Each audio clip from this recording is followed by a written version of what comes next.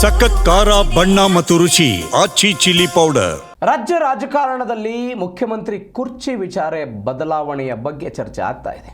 ಇದೀಗ ಕೋಡಿ ಶ್ರೀಗಳು ಸ್ಫೋಟಕ ಭವಿಷ್ಯ ನುಡಿದಿದ್ದಾರೆ. ಸಂಕ್ರಾಂತಿ ಬಳಿಕ ಡಿಕೆ ಶಿವಕುಮಾರ್ ರಾಜ್ಯದ ಮುಖ್ಯಮಂತ್ರಿ ಆಗ್ತಾರೆ. ಡಿಸಿಎಂ ಡಿಕೆ ಶಿವಕುಮಾರ್ ಸಿಎಂ ಆಸೆ ಈಡೇರ್ತದೆ. ಈ ರಾಜಕೀಯ ಸಂಕ್ರಾಂತಿ ಮೇಲೆ ನಿರ್ಧಾರ ಆಗುತ್ತೆ. ಸಂಗಮೇಶನ್ ನೊಲಿವನೇ, ಆದರೆ ಒಳ ಅಡ್ಡಿ ಬಂದಿದೆ. ಹೀಗಂತ ಹಾಸನ ಜಿಲ್ಲೆ ಕೋಡಿ ಮಠದಲ್ಲಿ ಕೋಡಿ ಶ್ರೀಗಳು ಹೇಳಿಕೆ ಕೊಟ್ಟಿದ್ದಾರೆ.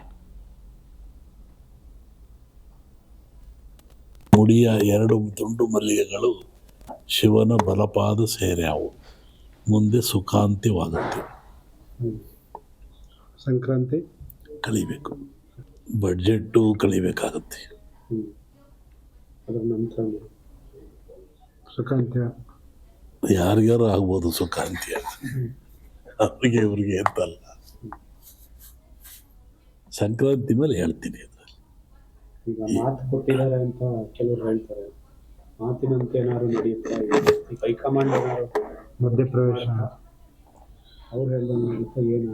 ಒಬ್ಬ ಬೇಡ ಒಂದು ಜಿಂಕೆ ಓಡಿಸ್ಕೊಂಬಂದ ಕಾಡಿನಲ್ಲಿ.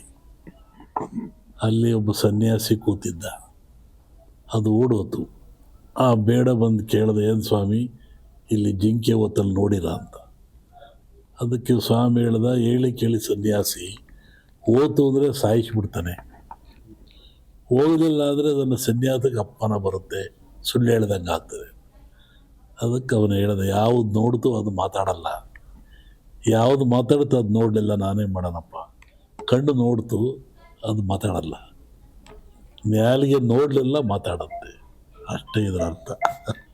ಶಿವನ ಮುಡಿಯ ಎರಡು ತುಂಡು ಮಲ್ಲಿಗೆಗಳು ಶಿವನ ಬಲಪಾದ ಸೇರ್ಯಾವು, ಮುಂದೆ ಸುಖಾಂತಿವಾಗುತ್ತೆ.